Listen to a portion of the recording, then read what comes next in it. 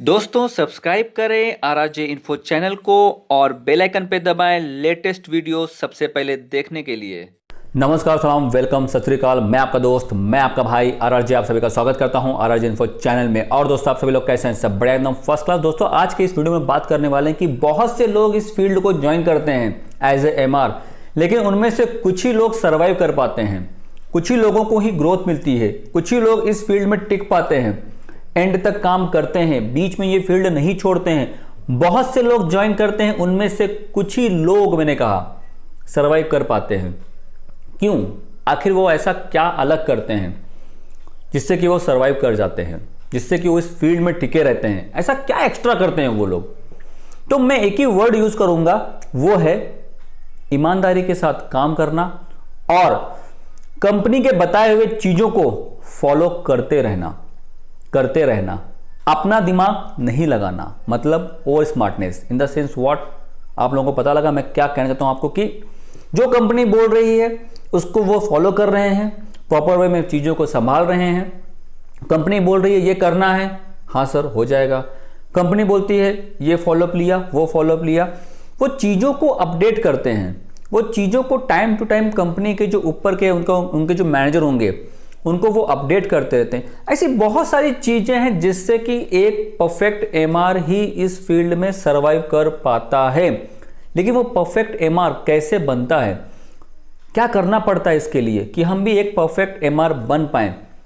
जैसे कि मैंने आपको बताया ना कि परफेक्ट एमआर कैसे बने, जिससे कि आपकी गाड़ी एकदम स्मूथ वे में चलती रहेगी, आप इस फील्ड में सर्वाइव करते रहेंगे। अगर आपका एम है, अगर आपका गोल है कि मुझे इसी फील्ड में एंड तक जाना है, रिटायरमेंट मुझे इसी फील्ड में लेना है, then watch this video till end. तो दोस्तों होता कैसा है, देखिए कि अगर आपको एकदम परफेक्ट एमआर बनना है, जैसे कि मैंने कहा आपको कि कंपनी जो भी चीज़ बताए आप उसको फॉलो करते रहिए, आप उस पर वर्कआउट करते रहिए। कंपनी बताती है दिन में 12 कॉल 13 कॉल होने चाहिए रोज़, तो उसके लिए ट्राई करिए। अगर शुरुआत में कम होंगे, बाद में आप उसको मैचअप कर ले जाएंगे। कभी भी अपने ऊपर के लेवल पर, मतलब सीनियर से तू मैं ज़्यादा ना करें। ईगो को साइड में रखें। ईगो हर इंसान को है, ईगो हर इंसान को है। जॉब में इसको साइड में रखें, सर्वाइव कर पाएंगे। मैं ये नहीं कहता कि बस हर बात में आप यही करते रहे, हाँ सर, हाँ सर, हाँ सर, हाँ सर, हाँ सर। मैं ये नहीं कहता गलत चीज़ों को भी आप सही बोल रहे हैं, मैं ये नहीं कह रहा हूँ। जो गलत है आप उसको प्यार से बताएं, आप उसको अपने बॉस को कम्युनिकेट करें प्यार से। ये नहीं कि नहीं सर आप रॉन्ग है, ये है, वो है। तो परफेक्ट एमआर के लिए आपको इन चीज़ों को बारीकी से ऑब्जर्व करना पड़ेगा। कंपनी बोलती है कि ये एक्टिविटी आपको करनी है तो करनी है। कंपनी बोलती है वीक में 2 बार रिपोर्टिंग करनी है, मतलब करनी है। कंपनी बोलती है मीटिंग में आना है तो मतलब जाना है। कंपनी बोलती है छुट्टी ज़्यादा नहीं लेनी है तो नहीं लेनी है। कंपनी बोलती है मॉर्निंग में एसएमएस आना चाहिए तो आना चाहिए। कंपनी बोलती है, कंपनी मतलब कौन? आपके जो एबीएम होंगे, आपके सीनियर पर्सन बोलते हैं कि आपको ये एसओपी फॉलो करनी है, मतलब करनी है। बिना बताए आप कुछ काम नहीं करेंगे, मतलब नहीं करेंगे। छुट्टी लेनी होगी तो पहले आपको इंटीमेट करना पड़ेगा, इन्फॉर्म करना पड़ेगा, मेल करना पड़ेगा, तो करना पड़ेगा। मतलब जो भी चीज़ आपको कंपनी बोलेगी, एबीएम बोलेंगे, वो आपको करना पड़ेगा, करना ही पड़ेगा। अगर आप उसको सिस्टमेटिक के साथ करेंगे तो आपको कोई प्रॉब्लम नहीं आएगी। दोस्तों मैं आपको झूठ नहीं बोल रहा हूँ, कुछ फार्मा कंपनीज ऐसी हैं जो सेल्स को लेकर के नहीं निकालती हैं। अगर आपका sales target achievement proper way में नहीं हो रहा है, उसके लिए आपको नहीं निकालेंगी। लेकिन अगर आप चीज़ों को फॉलो प्रॉपर तरीके से नहीं लेंगे, उनके बताए हुए द्वारा को सिस्टम को नहीं फॉलो करेंगे, तो आप आउट ऑफ सिस्टम हो जाएंगे। ये आप ध्यान में रखिएगा। क्या करेंगे फिर? आप कंपनियां बदलते रहेंगे, लेकिन कब तक कंपनियां बदलते रहेंगे? बाद में एक ऐसा टाइम आएगा कि आप सोचेंगे यार अब मेरा एज भी हो चुका है, अब मुझे कोई एज एमआर ले भी नहीं पा रहा है, एबीएम के लिए मैंने कभी सोचा भी नहीं, वैसे क्वालिटी मैंने कभी इंप्रूवमेंट में अपनी लाई नहीं, तो कैसे होगा मेरा? तो आप वहाँ पे स्टक फंस जाएंगे।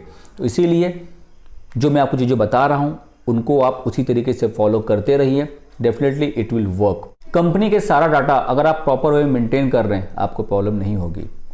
डॉक्टर कन्वर्जन की लिस्ट अगर कंपनी मांगती है, आपने उसको प्रॉपर वे में फिलअप किया हुआ है, ईच एंड ईच पॉइंट आपको सब पता है कि कहाँ पे मुझे क्या पूछने वाले हैं, वो आपके पास सब कुछ रेडी है, आपको प्रॉब्लम नहीं होगी।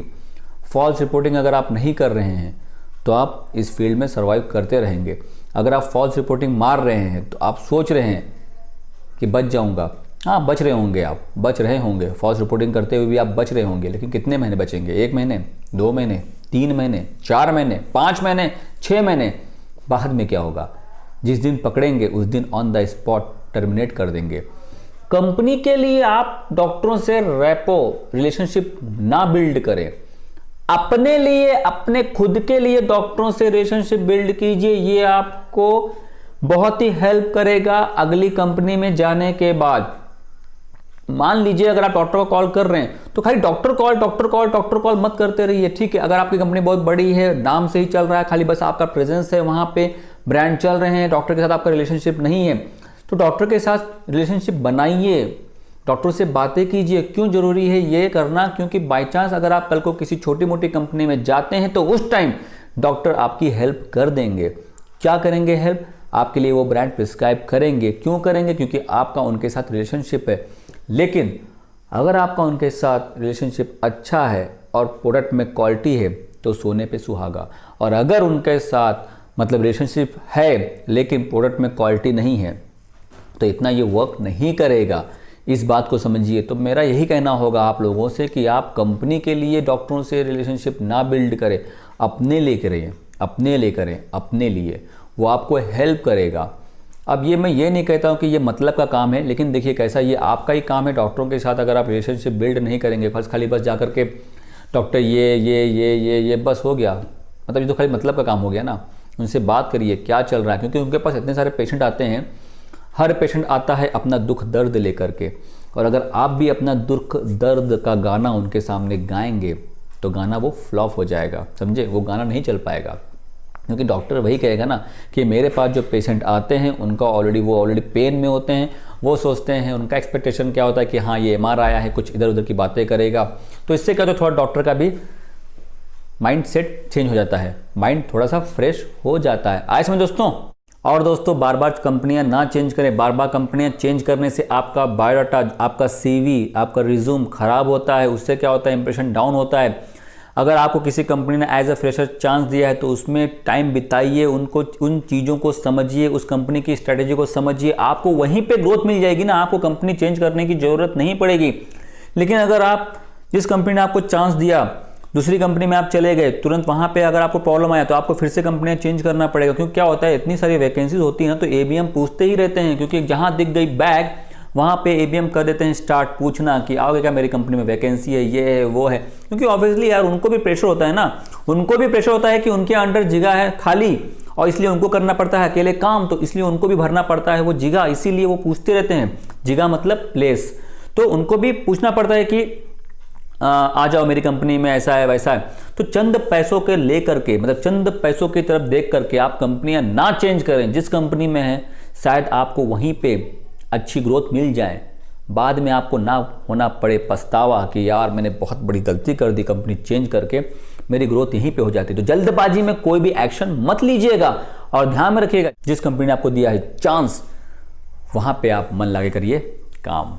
आज भी इस फील्ड में ऐसे ऐसे लोग हैं, ऐसे ऐसे दोस्त हैं, ऐसे ऐसे भाई लोग हैं जो एम्प्लॉयज़ हैं, कलीग हैं, ऐसे ऐसे बंदे हैं जो सर्वाइव कर रहे हैं और जो रिटायरमेंट लेने की भी सोच रहे हैं उसी कंपनी में, और वो उसी तरीके से काम कर रहे हैं, ग्रोथ ले रहे हैं, उनका एज भी हो रहा है। They are working as a ABM, they are working as a MR also, MR भी हैं वो, एज ए MR ही वो लेंगे रिटायरमेंट, फिर भी वो काम कर रहे हैं उसी कंपनी में। उनको बहुत सारी ऑफर आती हैं लेकिन वो नहीं जाते। उनको पता है ना कि मैंने यहाँ पे अगर 10-12 साल बिता लिया है, फिर अगली कंपनी में जाऊंगा तो फिर से वहाँ पे जीरो से स्टार्ट करना पड़ेगा, फिर से भागना पड़ेगा। जब कुछ मैंने यहाँ पे सब कुछ सेटल कर दिया है, सब कुछ सेट कर दिया है, बस मुझे स्मूथ वे से काम करते रहना है, तो मैं फालतू में कंपनी क्यों चेंज करूँ? तो दोस्तों आप भी इसी तरीके से प्लान करिए कि अगर कोई कंपनी ज्वाइन करते हैं, हाँ अगर आपका बैड लक हो गया कि आपको कंपनी अच्छी नहीं मिल रही है, सैलरी में प्रॉब्लम आ रही है, DA आपको टाइम पे नहीं मिल रहा है, ये सब इशू आ रहे हैं, तो आप कंपनी चेंज करिए। लेकिन छोटी छोटी चीज़ों को लेकर के आप कंपनियां चेंज ना करें। 1000-2000 की ग्रोथ के लिए आप कंपनियां ना चेंज करें, मैं आप सभी से रिक्वेस्ट करता हूं। तो दोस्तों बेसिक चीज़ें हैं जो आपको फॉलो करनी पड़ेगी। जो भी कंपनी चीज़ें बताती हैं उसको आप फॉलो करते रहिए, आपकी ग्रोथ पक्का होगी और एक आप परफेक्ट MR बनेंगे, ABM भी बन जाएंगे। ग्रोथ के पीछे भागिए, कम्युनिकेशन अपना इंप्रूवमेंट कीजिए, नॉलेज गेन करिए, जिससे क्या होगा कि आपको अगर आगे ग्रोथ लेनी है, अगर आपका मन कर रहा है कि मुझे एज ए ABM बनना है, तो आपके ABM जो होंगे वो आपको ट्रेन करेंगे, तो आप उनसे ट्रेनिंग भी लेते रहिए, उनसे बात करते रहिए कि ABM के लिए क्या करना पड़ता है, वो चीज़ें बताते हैं उसको फॉलो करते रहिए, उस हिसाब से आप करिए काम, उस हिसाब से आप फील्ड पे वर्क करिए, उस हिसाब से आप भागिए, उस हिसाब से आप चीज़ों को मेंटेन करिए, तो वो आपको सब कुछ सीखने को मिलेगा। और सीखने से ही चीज़ों को अगर आप सीखेंगे तभी तो आप perfect ABM, perfect MR, perfect field में सर्वाइव कर पाएंगे। ठीक है दोस्तों, आए समझ में? तो चीज़ों को आप फॉलो करते रहिए, कभी भी किसी भी बात को लेकर के तू मैं ना करिए, मीटिंग अटेंड करिए, जो चीज़ें कंपनी बताती हैं उसको प्रॉपर वे में स्ट्रैटेजी के साथ फॉलो करते रहिए, आपको प्रॉब्लम नहीं आएगी। ठीक है, एनी कन्फ्यूजन, एनी डाउट आ गया आपको समझ में? अगर अभी भी आपके मन में कुछ चल रहा है, कुछ सवाल या फिर कुछ कन्फ्यूजन, डालिए कमेंट्स, मैं यहाँ बैठा हूँ आप सभी लोगों के लिए। Thank you so much for watching video, please keep watching, bye bye, take care.